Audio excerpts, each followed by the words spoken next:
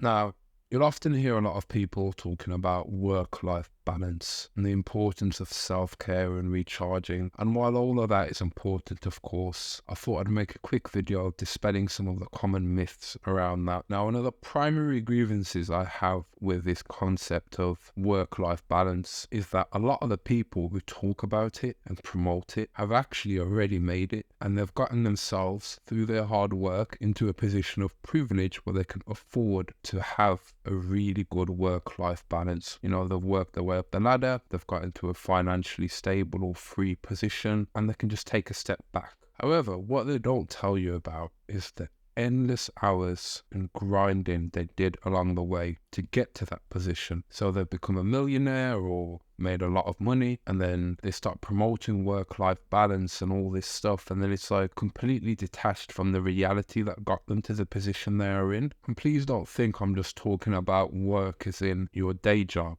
or your cybersecurity role or whatever role you may have. You know, that might finish at a particular time in the day. And then after that point, unless you're being paid extra for that time, you really shouldn't be putting in extra hours to serve that company unless they're paying you for it. I'm a strong believer of that. Basically, don't work for free or beyond what you're paid for. And if you have, then you should get that time back by saying, yep, I'll do an extra 3 hours, but I'm finishing 3 hours early tomorrow or whenever. Work it out. Don't work for free. I'm a strong believer of that. So I'm not talking about jobs exploiting you work-wise. Let's just make that quite clear. But what I'm talking about is like your ambitions and your life goals. So for someone who wants to be in a better position in life, they're obviously going to have to study more, read more, maybe wake up early, go to sleep late, put in extra hours to either upskill in their career and study and further their career as much as they can, or further their knowledge as much as they can. Or they might be working on a side project, something they're building in the background, business venture, a side income, whatever it may be. And of course, there are a lot of people that you'll come across within every industry that are comfortable where they are in life. They just want to coast. They don't want additional responsibility. They don't want more money. They enjoy what they have, and that makes them happy. And that's completely fine for them. People are free to make their own choice. I'm not here to tell you if you're one of those people, you need to work harder. However, what I did want to talk about is the different categories of this work-life balance crap that you see and how it actually relates to reality. And I'll give a couple of personal examples. So I've got this close friend,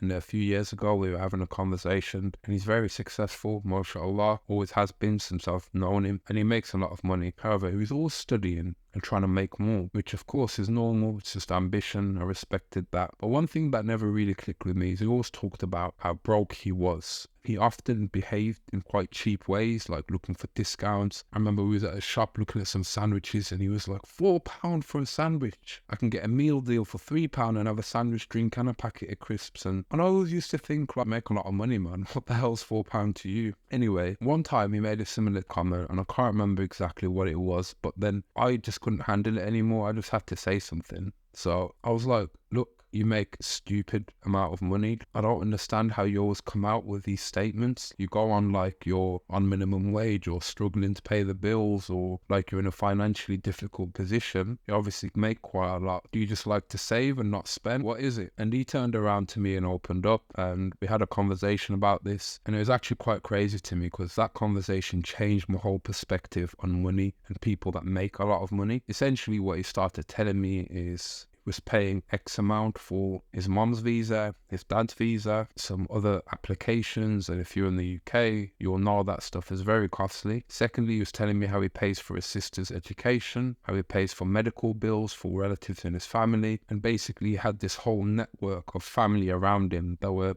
pretty much financially dependent on him, and that just blew my mind. It made sense, and I respected him even more, if anything, for being that person who financially supports basically his entire family and extended relatives. But there's definitely a learning point for me because it made me realize that not everyone who's got money has money, and people like that have a different level of hunger, and someone like him definitely has a very unhealthy work-life balance, but you can see why he does it because of the dependence he has. Try telling someone like that they need a better work-life balance. And what you start to realize, which might be common sense to some, but for me, a few years ago, this blew my mind, is that people who make 30k a year, for example, sometimes have more money than people who make 100k or 150k. I mean, if you make 30k, you don't have a lot of expenses, maybe you live at home, maybe your house is paid off, whatever, you might be able to afford nice brands, big cars, regular holidays, etc., etc. But somebody could make 100k and have a lot of dependencies or debts or people relying on them. So what they're left with at the end of the month or at the end of the year isn't actually as much as a person who has 30k. So money's relative depending on the financial position that you are in and who you are actually supporting. And of course you have other categories like people who make a lot of money but are just generally quite cheap and don't like to spend a lot, and that tends to be why they're quite well off, because they're good, they save for the future, they just want to retire early, they don't want to work forever, so they're willing to make sacrifices. But what I do find is with a lot of working class people here in the UK, and I'm sure all over the world, and possibly foreigners who come from the third world or deprived countries and neighbourhoods, there's a certain breed of people who aren't born to a privileged setting, who aren't just working towards buying nice clothes or going on holiday or just spending money for the sake of it. They are literally keeping people alive with their salary, and they just have a different level of hunger. They have what I like to call third world hunger, where their drive and their motivation is just completely different to anyone else you will see. What's motivating someone like that is someone having like a sick mother who needs expensive medication or medical bills, or people come from a very deprived or rural area where their parents have given up everything to try and give them a better life, and they are almost bred to be that generation that restores financial stability within the family by being super career motivated and education oriented. Many parents sacrifice their whole life, their time, their effort, just to invest into their children to try and give them a better life. And primarily they want to bring them out of the situations they themselves was born in or their children were born in. But anyway, yeah, try telling someone like that they need a better work-life balance. Some people are not in a position to have work-life balance, and some people do not have the privilege or have not earned the privilege to have a work-life balance. That's just the way of the world, that's just the reality of life, and that's just how it is. And it's not to say that everyone who's born into a position of privilege is going to abuse that and have a bad work ethic. There's of course a lot of rich people who do very well and take it to the next level. There's a lot of people who've had their parents sacrifice their whole life and savings and everything else for them, and they come from a deprived background, but they've just gone and made bad decisions. And it's not something we should oversimplify. I'm just saying there's a lot of variations to the work-life balance. And also, if you look at the crazy success stories of like billionaires like Jeff Bezos and Elon Musk and Patrick Bet-David and a bunch of others, they openly talk about working stupid hours, sometimes days at a time, or 12 to 18 hours a day on average. And this is quite typical for someone at that level. Not that they necessarily have to do that now, but they've definitely had to do that at some point for a prolonged period of time to gain that level of financial stability. Now, I'm not advocating for that.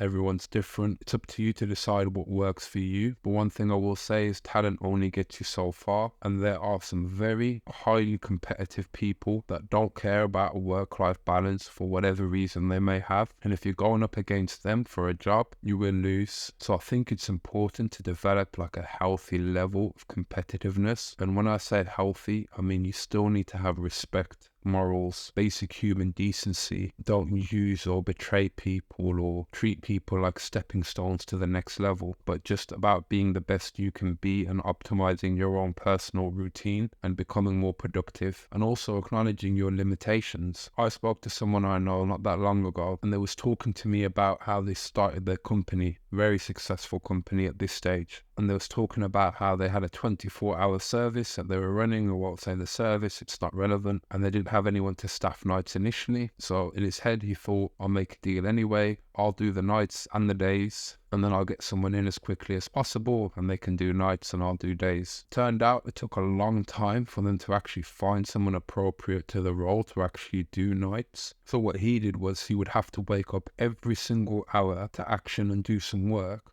throughout the night. So he'd sleep for the best part of 50 minutes. And if something came up, he might have just stayed awake most of the night. Then he'd go back to bed for 50 minutes and wake up again and do that again and again and again. Now that, to me, personally, I have a huge amount of respect for that, but it's literally the definition of torture. I mean, that is sleep deprivation. I respect it, but I personally don't think I could do that for a prolonged period of time. I mean, I'm talking weeks or months of doing that. But someone like him was prepared to do it, and he created a very successful company. Those were just his early days, and things did get easier, but he literally worked throughout the day, throughout the night, waking up every hour, and still performed well. Of course, there are people that take it to even more extremes, but yeah, there are some determined people in this world who will do whatever it takes. But at the end of the day, let's be honest, we're all human. Everybody has their bad days. Some days I'll have a good day, for example, and probably work for the best part of 14 to 16 hours. Some days I'll just do the bare minimum 8 hours or nothing at all. I don't think it should be like a rigid routine or the perfect morning routine or night routine or whatever. Everyone's individual circumstance is different depending on their family, depending on their home life, depending on their job, their time, their schedule, and everything else. So it's just figuring out what works for you, trying to be more productive and squeeze and fit in more time as much as you can. And let me be clear, I'm not advocating or promoting an unhealthy, obsessive work life where everything just revolves around work and making money and your career. That's not what I'm trying to say.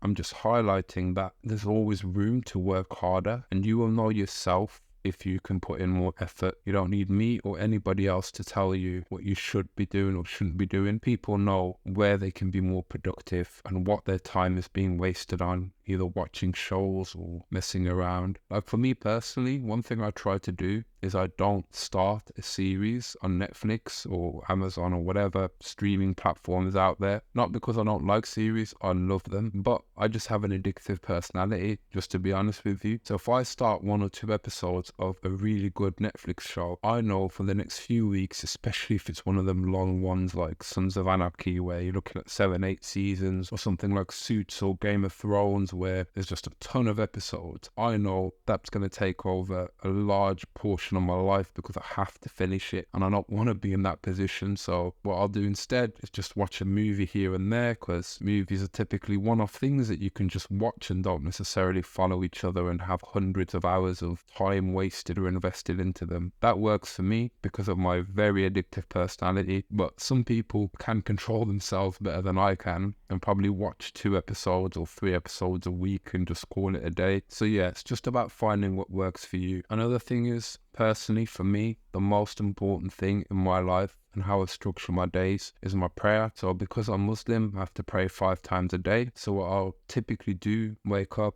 get ready, pray, read for a little bit, maybe do a bit of studying, play with my son when he wakes up, help him out, have breakfast, chill out for a little bit. Then I'll work for a few hours, pray again, work, pray, etc. And once I've finished my 5 prayers at this time of year, my son will be coming back from school. So I'll either spend time with him and the family or go to the gym. And then in the evening, I'll try and do a little bit more too. But some days I do more in the evenings and I'll wake up a little later, or I'll go back to sleep after my first prayer. Some days I wake up really early, like 4 a.m. or 5 a.m. So for me as a Muslim, where I prioritize my life is the most important thing for me to do is just to not miss the next prayer. So typically my day is structured around my prayers. Of course, there's a window which you can pray in, but I like to pray as soon as a prayer starts so that I don't miss it. And then I've got that time to focus on work and do other things. And of course, my family, my son, my parents, my wife is my priority. So if there's any emergencies or anything that needs doing, or anyone needs me for a particular thing, I'll drop everything I need to focus on my family. And then I can always catch up with work later. But typically I do get quite a lot of time just to focus, study, work, get things done. And I'll try and do the same on the weekends around errands and other things. But that's just what works for me personally at this point. Of course, I could do more, and everyone's different. So you got to figure out what works for you. Don't let other people try and tell you what your routine should be. Of course, take inspiration from others, but be flexible, focus on your priorities and your dependence. Remember, family emergencies and events and spending enough time with your close ones is more valuable and important than everything else. And if you're in a position where you've got dependents and people relying on you, then you need to be the best person you can be, provide for everyone that you need to. Don't believe these people that oversell the dream of having not to work or to do very little work in a day. That's typically not grounded in reality and is far removed from what they've had to do to get into the position they are, or far removed from the type of situation that you are in. So work hard, grind hard, do take time to relax and unwind. That is important, but it's just a balance. And to be honest, it's something I'm still trying to figure out, trying to balance working a full-time job, family responsibilities and commitments, this YouTube channel, making videos, editing, studying and upskilling, writing and research for projects I have down the line, being mentored and mentees and everything else. But I'm enjoying the process and I think that's what's important. Hope you've enjoyed this one. If you like the video, please like, comment, share and subscribe, and I'll see you in the next one.